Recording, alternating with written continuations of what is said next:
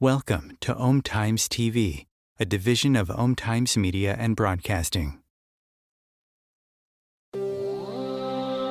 What happens in the sky affects life down here on Earth. The celestial compass shows you how and guides your way with astrology you can use from professional astrologer Kathy Beal. Every episode features her light-hearted, practical forecasts and navigational tips, blended with humor, optimism, and a love of patterns, symbolism, and pop culture references. Kathy translates technicalities into concepts that apply to real life. You'll learn how the current moment ties to where we've been, from the recent past to cycles that last happened years ago, and get a look at where we're heading. And much more, from special topics to special guests. The Celestial Compass, enlightening, entertaining, and empowering. Here's your host, Kathy Beal. Greetings, Earthlings. This is Kathy Beal of EmpowermentUnlimited.net with another spin of the Celestial Compass. Our topic today is disruption, and that fits what's going on in the sky in the rest of this month. So to briefly update the forecast, the biggest astrological event of the year after the Aries, or online with the Aries solar eclipse in April, is the meeting of Jupiter, which expands everything it touches, and Uranus, the agent of unpredictable change, at almost 21 degrees. At 21 plus Taurus on April 20th. There we go, all these twos. And this is a catalytic event. It is going to be huge. We're already feeling it. You might have already experienced it in your life. It changes our perspective about resources and values and money. It may involve technology. It may involve the food supply. You can look back to May of 1941 for some hints about what happened the last time these guys met.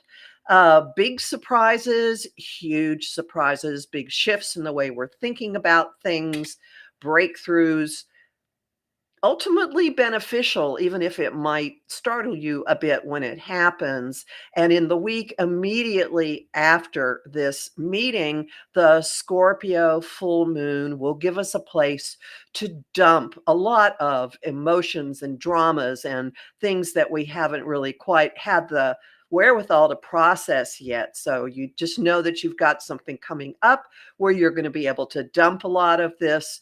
And then for the rest of the month and into May, we'll be assimilating, processing, and ultimately capitalizing on the change coming out of the Jupiter Uranus conjunction. And you'll find a lot more about this in my forecasts, which are at my site, empowermentunlimited.net, and also at omtimes.com.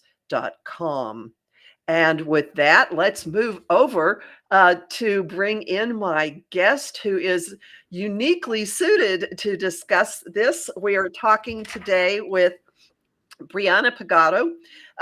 She has written a new book, Make Good Trouble. That phrase ought to sound familiar to some of you. A practical guide for, show it, a practical guide for harnessing the energetics of disruption to catalyze positive change into their own lives and society as a whole. A little bit of background. She's a fellow of the Royal Society of Arts, a trained Theta Healer, a psychic intuitive, a student of astrology, and an artist. She was named one of Scotland's 30 under 30 inspiring young women in 2017 and has won a number of awards for her work as a social entrepreneur in the creative industries. Currently, she's an anti-racism and governance consultant working across the third and public sectors. I'm guessing this is in Scotland. Welcome, Briana. Welcome. Thank you so much, Kathy. It's such an honor to be on the show with you. Well, I'm so pleased, and congratulations on your book. Thank you. I always like to ask people how they came to where they are now. And you say you're a student of astrology and an intuitive. And you know about the tarot. How did those abilities, inclinations, whatever, how did those enter your life? Great question, Kathy. I think for me, I was always very sensitive as a little one. And I was raised in a family that I think, some of those kind of psychic intuitive abilities maybe skipped a generation, but I do believe everyone has the capacity to kind of develop their psychic abilities and intuitive abilities. But I had a grandmother who was very intuitive. And throughout my life, as I got older, I was always interested in the tarot. I bought my first tarot deck. I know often it's a tradition to be gifted your first tarot deck, but I bought my first deck when I was 12, and I lived in Washington, D.C., which is where I am now, and started reading with my best friends. And my kind of fascination with the occult, the esoteric, has always been a really fundamental part of my life. But I would say I had a really pivotal kind of experience in 2017 where I experienced quite an intense dark night of the soul. And that was brought on by me reciting a kind of chant to the goddess Kali in 2017 in February. And I knew what I was asking for, but I don't think I really realized the power of that. And within a week, my life transformed. My relationship was over. I was not living with my boyfriend at the time. The kind of festival that I was running had kind of had a really disastrous is the wrong word, but quite a sudden shift in its funding, and I was at square one with my health, with my life. And it was at that point, even though I'd always dabbled with healers and with teachers, it was that point that I was introduced to an artist who was a Theta Healer from a mutual friend of mine who'd been working with her. And I went on a journey of kind of studying under her. She's a shaman, she's a Theta Healer, and I was introduced to Theta energy healing. And I took a little journey to Bali that I was really lucky to be able to do that. And I really started to shift my focus into healing work, coaching work. And that was also a particular time when a lot of astrologers that I was starting to follow were really approaching astrology in a different way. They were taking a feminist lens, a queer kind of questioning a lot of kind of traditional symbolism. And I know that's always happened kind of historically, but it was a real kind of turning point for me. And ever since, even though I said it's always been there kind of in my childhood, but ever since, I've really centered a lot of my work and kind of my spiritual journey on those sorts of practices. But I definitely will say really quickly that thankfully, I had a lot of teachers along the way. I had the kind of really great privilege of studying comparative religion in high school and at university and in college. I studied indigenous religions of the contemporary world and ethics, religion, and ecology. And so I've kind of been grounded in a bit of an eco-consciousness in my approach too. Well, then how did you come to view life through the lens of disruption? I mean, obviously you experienced a lot of it, but when did you start to actually pull together the notion of, disruption, energetics, there's something we can work with here? It was about 10 years ago. And I say this and I ask kind of the audience kind of take that somewhat with a pinch of salt. When I really started to kind of play with this whole notion of the energetics of disruption, and we know when it comes to witches and healers and alchemists, disruption, that process of change and transmutation, is just a fundamental part of people's practice. But for me, I found myself in multiple situations ever since I was young where I would do something that I thought wasn't very disruptive or was something I wanted to do because it was in alignment with my values. I just thought that's what everybody did. So an example of that was when I was in middle school at my school in DC, I decided I wanted to play tackle football on the all boys football team. And I didn't think that was a very disruptive thing to do, but that kind of momentum and that kind of challenge, in a way I didn't mean it to be, but to the status quo and the way things were done, really had an impact on the school and my wider community. But to answer your question, this whole notion of disruption and this energy of disruption is something that I've always embodied. And I think it was really kind of in 2017 and then in 2020, I had a really pivotal moment in my life, when disruption was, I was feeling this energy in a way that I was facing a lot of resistance. I think I've always followed my own path and kind of been bold in a kind of compassionate and gentle way. But I had this moment in 2020, and we know astrologically it was a big year, when I was really kind of felt this like reverb of this choice, this decision I made, where I decided to speak up in a work environment where I was experiencing bullying, and I reported the person doing it. At the time, I was this chief executive of this arts organization that will go unnamed, and I had a working relationship with the chair of the board who really struggled to work with me, probably because I was a young woman and I had different ideas and he was threatened and all sorts of things. But what I'm getting at here is that kind of moment in 2020 was a really kind of energetically loud moment. And it was at that time, and in the lead up to that time, I started to explore human design. I was exploring a lot of different modalities. I'd kind of found out through human design that I was a manifestor, and you might be familiar with human design. Manifestors, we can have repelling auras, where we're kind of initiators. And that language really helped me to kind of understand the impact that I was having on other people in the world around me. But ultimately, all of these moments in my life where I was told something I did was challenging or inspiring or gave people a different perspective, or my kind of choices were acting as an example for other people, or really kind of helping things.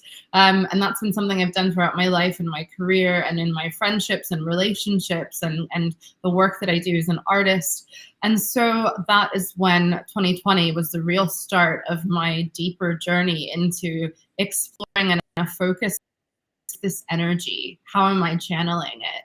What sorts of archetypes through different wisdom traditions and historically have embodied this energy? And also, how do I cultivate a playful relationship to this energy? And the astrology really guided me. And then that's the path you started on that led to this book. How did the book come about? Yes. So as I mentioned in 2017, I started working with this healer, Theta energy healer and shaman, and kind of went through a bit of an initiatory process with her for 6 months. And I really started to be introduced to the wider kind of healing community, astrological community in Scotland.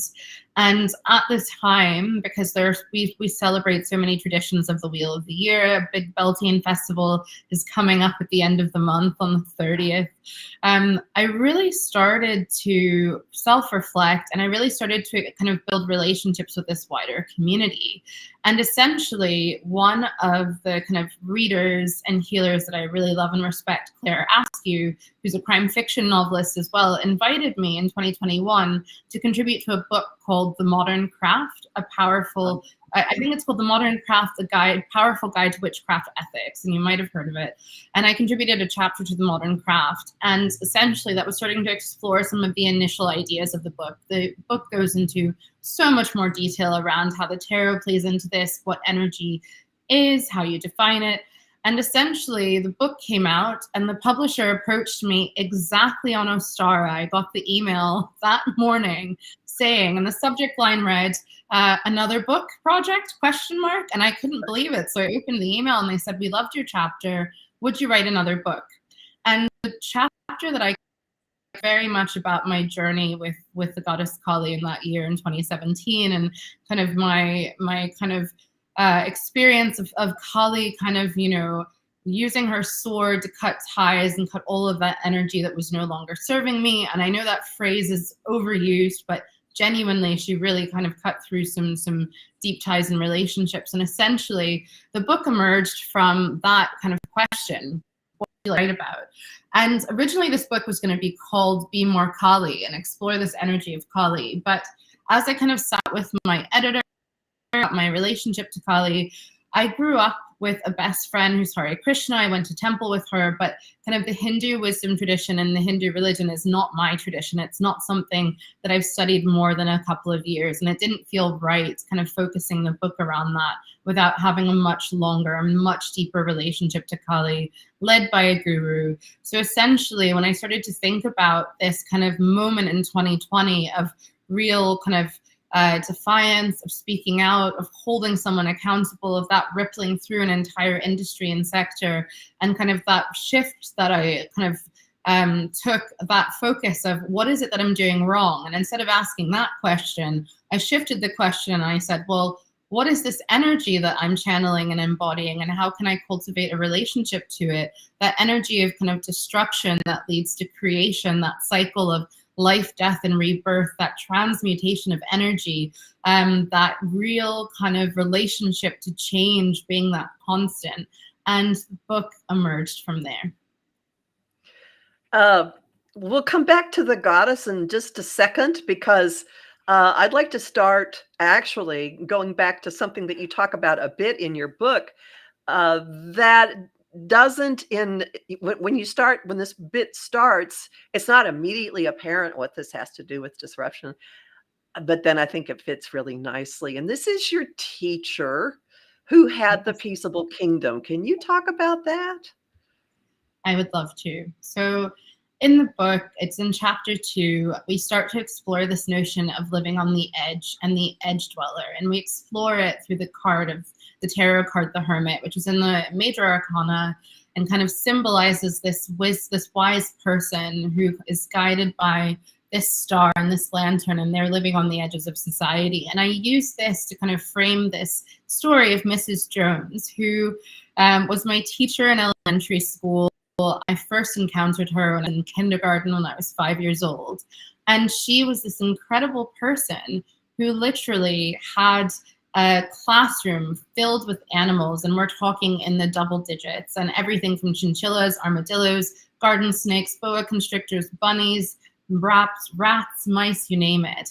And in the corner of her classroom, she had the Peaceable Kingdom, which was this corner of the room that was completely sectioned off, where she essentially had introduced species of animals that don't coexist. So mice and snakes, pigeon doves, and all sorts of creatures. And she taught us these deep lessons about the circle of life and death.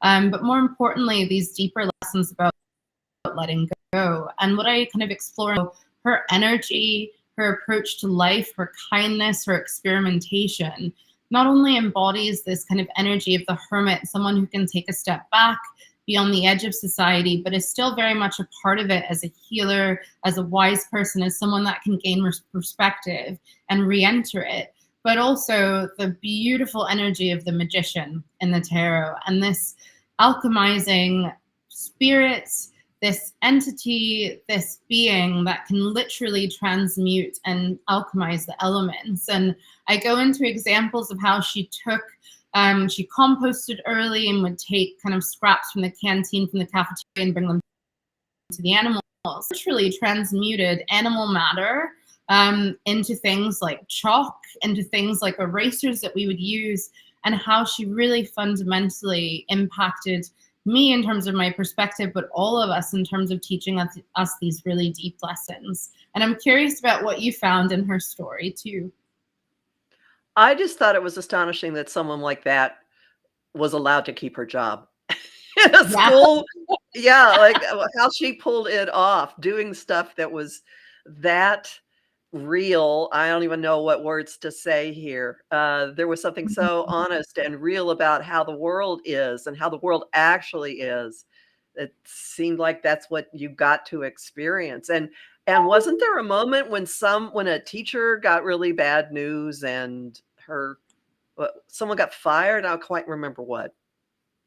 I mean, beautiful memory. Essentially what happened is our school went into administration and filed for Chapter 11. And leading up to that, several teachers were laid off. And of course, it was the art department that went first, and she was the science teacher. And yes, there's this moment that I remember really vividly because I stayed in the after school program, and I would always see all of the after school antics going on, where Mrs. Jones was comforting all of the teachers and really just selflessly and with so much compassion was acting as that guide for a lot of them who got the news within 5 minutes of walking into assembly, hearing this announcement, and then being laid off immediately. And there's this image of me kind of in the book talking about how she was comforting them, and she'd always have an animal on her shoulder. It might have been a giant mouse, and how it would have to kind of scurry away so that someone could lay their head on her shoulder for that comfort, but how she kind of embodied that spirit. So just what we've talked about so far, the conversation has already demonstrated that the material in this book approaches things from real world, but also highly archetypal. So let's go back to the goddesses. You do address the role of various goddesses through as I don't know, unleashing disruption or helping you with disruption or bringing it upon you, whether you ask for it or not. Besides Kali, what other goddess figures stand out to you? So, and this might be controversial, but the two other figures that I brought into this important archetypes, one is Cassandra from our Greek mythology. And Cassandra's story, especially with the fall of Troy, it was that she predicted the fall of Troy, predicted the Trojan horse coming in as that kind of sneak attack to kind of take over the city of Troy. But no one believed her. And she had a brother as well, who, of course, the courtiers and all of the leaders believed. But because she was a woman and because she had this gift that she was given by a god and she couldn't do anything but tell the truth, she was essentially punished for it. She was taken by one of the other leaders. And her story is quite tragic, but it is also about the kind of beauty of speaking one's truth, of standing up no matter what, and also speaking that truth from a place of deep sight. And we're talking about psychic sight and kind of seeing the future, and also the impact of what happens sometimes kind of Cassandra's kind of lesson and journey of when you do speak out and you're not believed. But I think her story is so powerful because it embodies that real spirit of staying true to who you are, staying true to supporting the people around you, and staying true to your psychic side and speaking the truth anyway and speaking your visions anyway. The third, who, that's why I said it's controversial, I see her as a goddess figure. And what I should say as well is I am part Angolan, as 2 countries north of South Africa on the western coast of the Horn of Africa, of the continent. And basically there was this incredible warrior queen, Queen Nzinga, who was alive during the kind of colonization of the western coast of Africa and Angola under the Portuguese. And she fought against the Portuguese to kind of protect her traditions, her language, her people for decades. But kind of that warrior energy that she embodies. And she was a very gender bending, very full figure. And she's a figure of legend. And she comes into this as well as another archetype of, again, this whole, and not to kind of reduce it to something so simple, but genuinely to kind of live your values and live your truth and not be afraid. I think all of these kind of goddesses, Kali, kind of in the whole Hindu pantheon, for lack of a better word, I know they don't call it pantheon, but in terms of the Trimurti of Shiva, of Vishnu, of Brahma, and kind of all of their paired figures, so Kali comes into this, of really just a kind of embracing the chaos, embracing all that comes with disruption and change. And I think why some people find disruption so challenging is because it's uncomfortable. But I think these goddesses give us permission, give us strength, give us example, and also encourage us to embrace the messiness and the full spectrum of emotion that comes with change and disruption. Which is exactly what's going on astrologically right now. Beautifully, beautifully timed. Now, my reaction to all this is I just see Uranus. I just see Uranian. I see the tower and I see Uranus, like lightning, bam, something was there, now it's not. Is that an oversimplification? Not at all, because the tower is exactly the core kind of tarot card, the core symbol of this book, that lightning strike, people falling out of the tower. And I think in many ways, this book is really trying to act as a kind of guide, not from a leading from the front perspective, but a guide as kind of accompanying perspective to kind of walk people along the process of what might happen when change happens suddenly, disruption happens suddenly that's out of your control. We know the forces of the universe and change can be out of our control. And it's about kind of cultivating a relationship to discomfort and sudden change, but it is also about what do you do in these circumstances and actually what tools can you use, self-reflection tools, psychic abilities, relationship to astrology and the tarot to navigate all of these changes so that it doesn't, feel so disruptive, can I say that? But also kind of encouraging everyone to really cultivate a relationship to disruption and that chaos. But yes, the tower and Uranus being about deep transformation, being about change, being about kind of shifting, paradigm shifting, and really disrupting things kind of in our lives in terms of our beliefs, our relationships, the way that we see the world, and how that can be deeply transformational. So it's not simplified at all. I completely agree with that. And already this part of the conversation is again pointing out kind of a dichotomy in or 2 different ways that things happen in your book. You can be an agent of change, you can be the disruptor, or you can be the target of disruption, which I think we're all very familiar with. Completely. We're living in a disruptive age. And I think something that I hope comes through in the book is disruption can be loud and quick and sudden, and it can also be gentle and soft and gradual. And that whole idea that if we're disrupting our habits and our beliefs to make tiny changes, or disrupting kind of how we accept things in the world or accept things in our work and our relationships and our families and our friendships. It's very much about, yes, how do we make choices if we choose to disrupt, and also how do we navigate disruption that happens to us. And I think there's a lot in this book as well about different types of energy that have kind of emerged over centuries from the way our society is organized, from how our relationship to power, other people's relationship to power, and the cycle of grief comes into this book a little bit in chapter 8 that kind of helps us navigate the emotions that might come up around that. But from an energetic perspective, it is about kind of cultivating that relationship to understand our own energy, our own needs, and kind of be able to pick up on the subtleties of the energy around us. But yes, when it comes to the astrology, I mean, I chose the most kind of chaotic, for me, week to launch a book. I had my first book event on Monday night during the eclipse. Please don't ask me why I agreed to that. I didn't check the astrology far enough in advance, and then chose to fly halfway across the world. But I know we'll get into that a bit later. But yes, definitely kind of that disruptive energy sits with the astrology as we know it this week and in the coming weeks. But we are living in a deeply disruptive time, and I'm so grateful to the astrology acting as that kind of lifelong wisdom tradition and that forecast to help navigate it. And with that, I'm going to disrupt our conversation, and we're going to take our break, and we'll be back in a couple of minutes. Hang on, everybody. We've got a lot more to talk about. Om Times TV. Want help with your own celestial compass? Visit my site, empowermentunlimited.net, for Astro Insight forecasts for each week, month, and new and full moon. Want to explore the personal impact? Make a decision?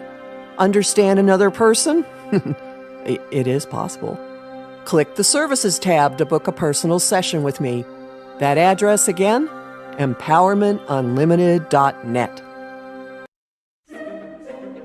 Imagine becoming a super influencer. Reinvent yourself, invest in your brand, and then manifest your success with a robust spheric approach. Om Times Media and Broadcasting offers a unique and multifaceted way to become the spiritual and conscious influencer you deserve to be by putting your message across our powerful platform with its proven record of integrity and excellence. Through our produced shows, Om Times offers the opportunity to become a social media TV personality, a radio show host, an Om Times magazine columnist, and a syndicated podcaster, all in one shot.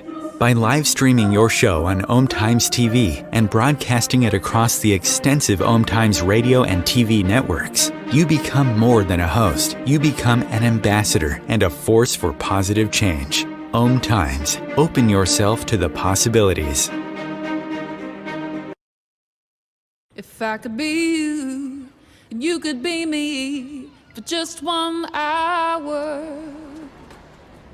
If we could find a way to get inside each other's minds. Walk a mile in my shoes. Walk a mile in my shoes. Well, before you abuse, criticize, and accuse, walk a mile in my shoes.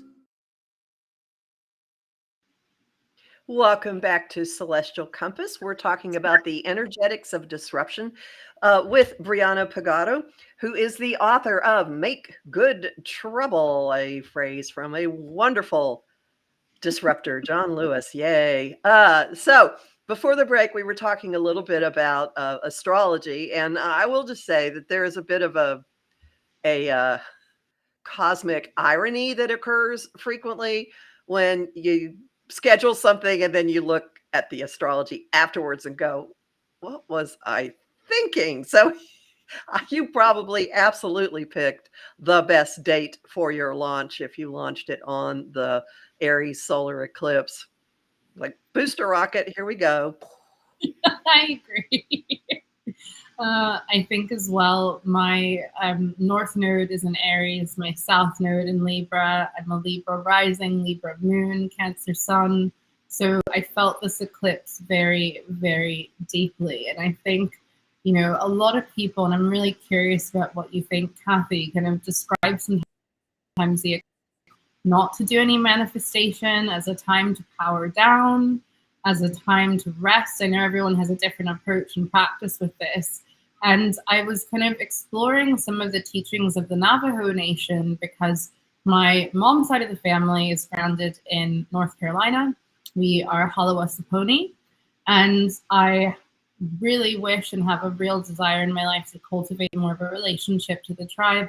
My great-grandmother, who was alive until I was 16, was very involved. And when I was reading about some of the Navajo Nation practices of not looking at the eclipse, not eating, not sleeping, and really kind of using that time to be in deep meditation, some of that made some sense for me in terms of why my energy levels were so low going into the eclipse events. The first night was the 8th, and I had a beautiful book event, but I had a second one the next night, and I was sick leading up to that week, and I was feeling it deeply, but really trying to just take that time to rest. But I'm curious about what your experience was of that eclipse.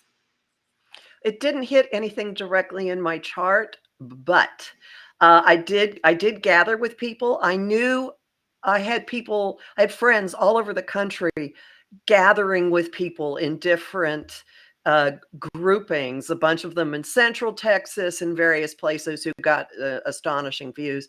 And some people almost up on the border near Canada, in New York State, some in Ohio.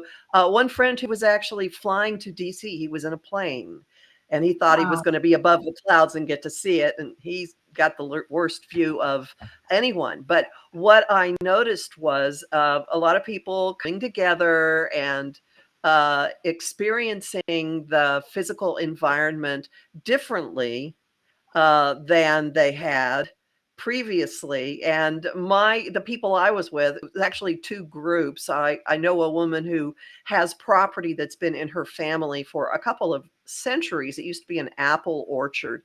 We were on the meadow there, so there were a group of women who know each other. We were downing way too many carbs, and then some people who have land, who farm there. It's a community garden. It's a community organic garden. So some of the community gardeners were there as well. And we were all just kind of in our own little worlds while this was going on. So it was a group of people, but not really interacting a whole lot with each other, which I found fascinating. Beautiful. You know, you can do whatever you want with these things. A solar eclipse is a supercharged new moon. Something's going to leave. Something's going to shut down. A new operating system is being installed. There will be a reset. And if it's really active in your chart, if it's hitting things, it would make a lot of sense to have some quiet time, to let it actually happen, or, you know, which makes sense. So, but it's going to be playing out for everyone, and just anyone listening. May 29, Mars is going to hit the degree of the Aries solar eclipse, so that's a real implementing moment of moving forward on a lot of things, just to delve more into what's going on astrologically. But I am curious to go back a bit more to the tarot, and then there are a couple other things I want to be sure to ask you about. So I'm trying to keep an eye on the time. You bring in cards in the major arcana I would not have thought of. I mean, honestly, I would have just looked at this like, power, that's it. But you talk about the Fool a lot. Yes. Oh, beautiful. Thank you for bringing that up, Kathy. The Fool frames the book. And the reason why I say this is because I start with the Fool. And I start with the Fool, if you want to call the Fool card 0 and the start of the entire deck. Depends on how you approach it. But as the Fool who's on this journey, as I see it, and so many people do through the major arcana, I invite the reader to cultivate, and I know I'm using this word a lot, and kind of take on the energy of the Fool, being a fool to life, being open to whatever comes.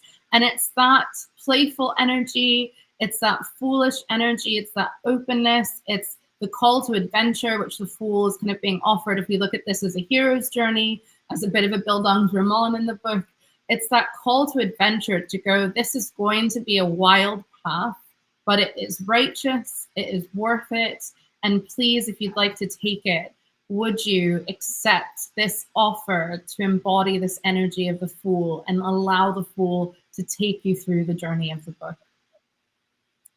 Are there other of the archetypes in the tarot that you come back to with this?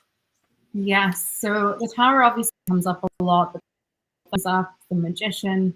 There are a couple of other kind of key cards that emerge, and I'm just looking down into my book to kind of remind me. But I think what I've done by kind of taking us through this journey in the book of your relationship to your body and energy, how kind of energy interacts with our world more widely, how you recover. We talk about this solar eclipse kind of being that reset, that operating system update. And I think that a kind of event of disruption or moment of disruption or period of disruption can also do that. It can reset things, and it can feel like a supercharged moment or a set of moments that are initiated by change. And so there are some cards here that kind of allow us to think about how we kind of cultivate some self-care, some community care. But I'd say the biggest cards here are those cards that kind of embody that journey, which is the Hermit and the Magician. The Tower is kind of that representation of the disruption itself, and the Fool that's kind of asking us to move through it. Temperance comes into it as well, that question of how do we kind of play with or embody temperance in this process, in this journey, which can be deeply unnerving, and what can we learn from that card as well, and that whole archetype. And maybe archetype is not quite the word here, but that whole kind of idea and notion of temperance. Well, temperance also backs into the concept of taking care of yourself, which is not something I think most people would associate with the concept of disruption. Although if you think about it much, it does make some sense. So you talk an awful lot about different ways of paying attention to your own body, and there's some real strong thing about the physicality of what you're experiencing. Completely. And I think you mentioned Senator John Lewis, and obviously the title of this book. And when we think about activism, when we think about defiance, disruption, when we think about moving through resistance, that process energetically, of course, impacts our body, whether or not it's a traumatic experience that we didn't expect, whether or not it's a choice that shifts things in a way. And as I mentioned, I kind of talk about Elizabeth Kubler-Ross's cycle of grief. But from the physical side of things, yes, we explore kind of trauma, the nervous system. What is the impact of kind of disruption on our nervous system? How do we regulate? Because I think sometimes when we're going through moments of change and disruption that we really feel that are deeply uncomfortable, emotions like anger can come up. So the book, especially in chapter 10, goes into how deeply interconnected our bodies are, of course, to our minds, to our wider energy, to everyone else around us, the energy of that. And yes, how do we look after ourselves? Because the last thing you want is to be a disruptor that's motivated by grief, that's motivated by anger, even though those feelings and emotions are valid. Actually, how do we kind of regulate our nervous system, care for ourselves, look after ourselves, so that we're making informed choices with discernment? And I think another kind of key part of this book, which is chapter 5, is helping us explore how we can be guided by our values, and starting with a deep understanding of our values to then make those decisions about how we navigate disruption, or when we might like to disrupt something. That's a good point, because you might realize that you're just going along with something that really doesn't fit with what you stand for. And then there's a moment of, do I condone this and collude with it, or do I do something? And there's often a price to be paid when you make the choice to do something, as you have described. And I think pretty much everybody can tell a story of, I spoke up and then I was the target. Yes. Yeah. Completely. And I really hope this book builds community and builds space for people to come together who have had those experiences, because as you've said, we all have.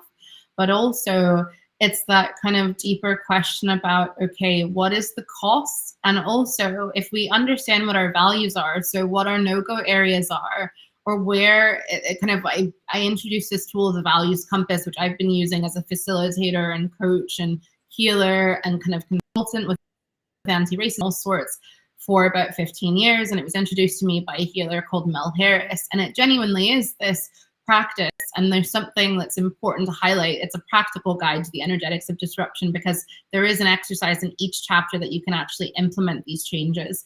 And the values compass is a tool to allow you to kind of unearth, what are those values that are important to me? Have they shifted from 6 months ago, or will they shift in the future? And it is a compass, it's that real tool to go, okay, if I stay silent, or if I make this choice, will it allow me to live in more alignment with my values, or really from them? And I think all of us have this visceral gut feeling or instinct about things. And my experience is often, no matter how much I want to ignore something or choose not to engage, it literally comes up in my body in a way that I can't ignore. So ultimately I end up kind of acting on it. But it is about kind of giving the reader and our community and anyone engaging with this some tools to go, well, actually, am I going to consent to this? Do I want to do this? And that's a hard thing, because often there are issues of security that are tied into the circumstance. But I think on a bigger picture, a lot of people have been experiencing this lately. And anyone who's done anything at all that involves community political activism has been involved in this in recent years, clearly. Completely. And I think, I'm sorry, go ahead. No. I was going to say really quickly, I think also as women, as people from kind of marginalized backgrounds, whether or not that's gender, religion, race, ethnicity, migration status, sexual orientation, there is a risk. And I think what is really important for us to acknowledge is, yes, we can disrupt, we can make changes, but safety and security is a big factor. And again, it's that question of what tools do we have to have some resilience, but also how can we honor ourselves and acknowledge that, we live in a society that means as kind of marginalized genders or marginalized people, the risk might be higher for us and the repercussions might be higher. And it does take all of that into account, because that's a deep, deep part of the ethos of the book. Now, there's one thing that you've mentioned a couple of times that we haven't touched on yet, and it is something that I suspect a lot of people here are not all that familiar with. You do talk about different forms of healing. Tell us about Theta healing. Of course. So Theta healing is an energy healing modality that channels the theta brainwave. So if you've maybe interacted with Reiki, that is channeling chi, beta brainwaves, and it's another form of energy healing. Theta energy healing was passed down to us by Briana Pegado, who I think is now based in Texas, who kind of brought it into collective consciousness in the 70s and 80s. And theta energy healing is a modality that enables the healer to do in-person healings, distance healings, but it explores kind of transmuting and shifting beliefs, shifting trauma and healing energy that could be this life, could be past life. It could be on a kind of physical level, a soul level. We kind of move with the different planes of existence and kind of explore how we actually kind of channel that energy. But anyone can train as a theta energy healer. It's a beautiful modality, and it's something that I trained in for 3 years in 2018 and will continue to.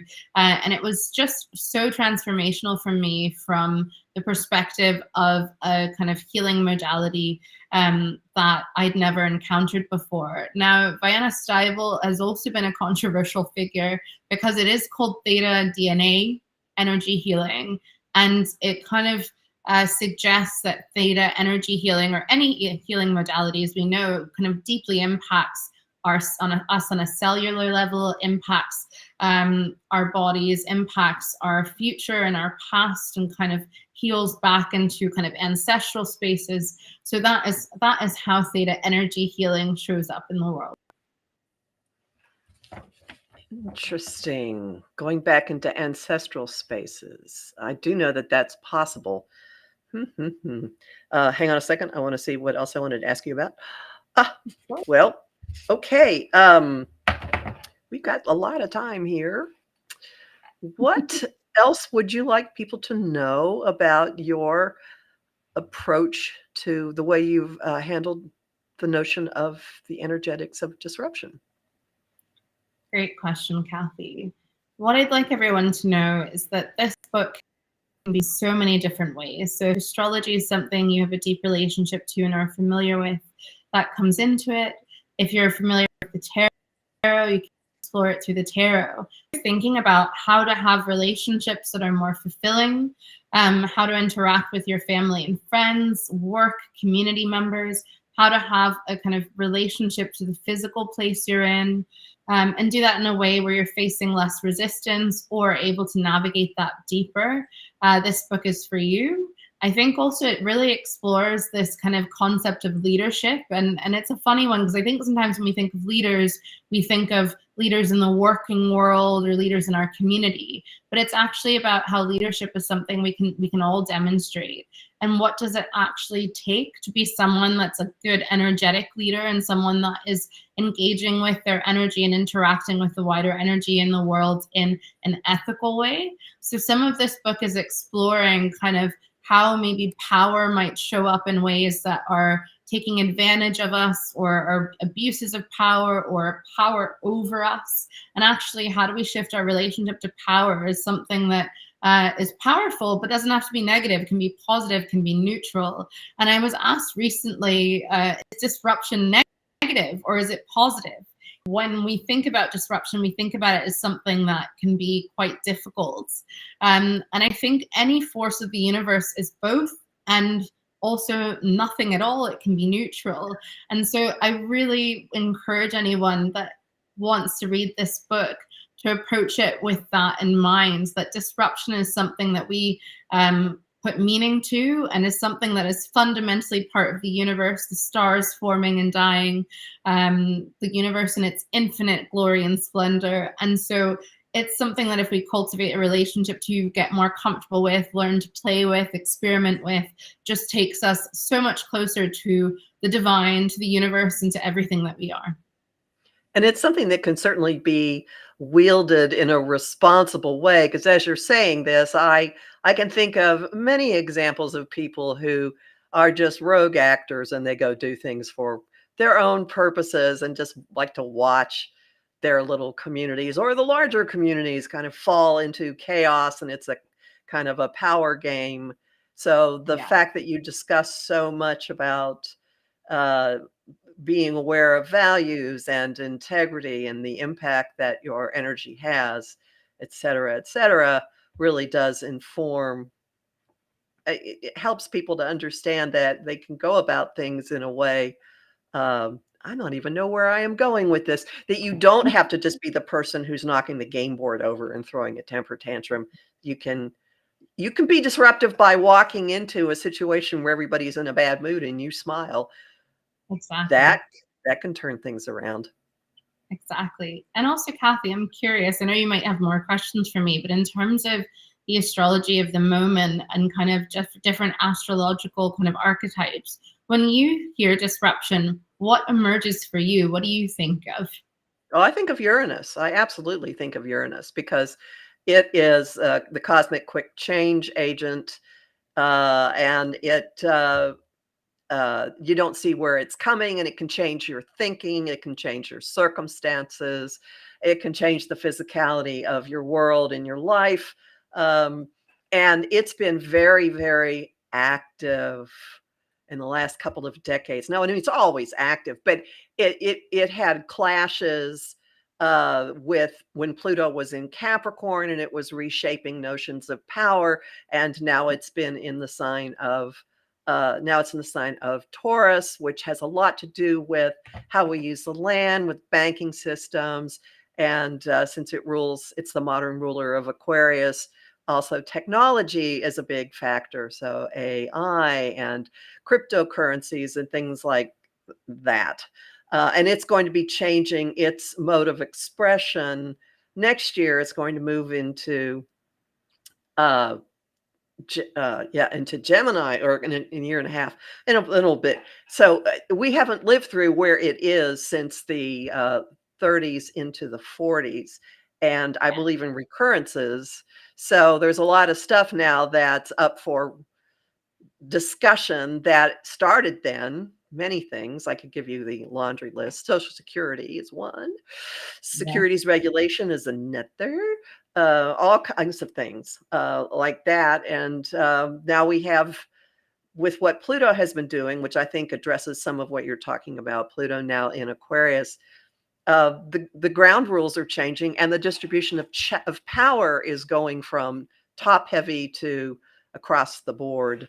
And it all fits together. It's like, things coming at you from all these different directions. And the upshot is, yes, there's always change, but now we're in a moment of, oh, no, it's been rumbling. And now the lightning field is going to light up, bam, and don't hang on to it because your hand will get singed by the lightning coming on too. And I don't give short answers. Sorry.